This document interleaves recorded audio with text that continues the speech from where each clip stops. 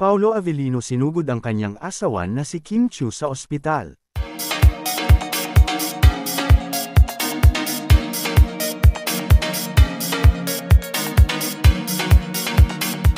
Sumugod si Paolo Avellino sa ospital matapos isugod ang kanyang buntis na asawang si Kim Chiu.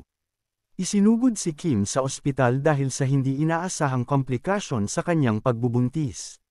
Bagamat kinabahan, mabilis na umaksyon si Paolo at agad na dinala si Kim sa pinakamalapit na pagamutan. Ayon sa mga ulat, kasalukuyang nasa maayos na kalagayan na si Kim matapos ang ilang pagsusuri.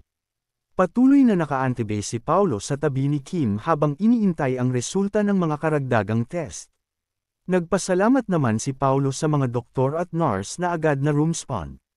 Maraming mga kaibigan at fans ang nagpadala ng kanilang dasal at suporta para sa mag-asawa. Inaasahan ng lahat na magiging maayos ang lagay ni Kim at ng kanilang sanggol.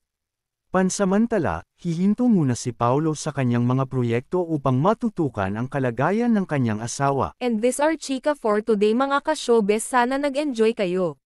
Don't forget to like, share, subscribe and click the notification bell for more updates.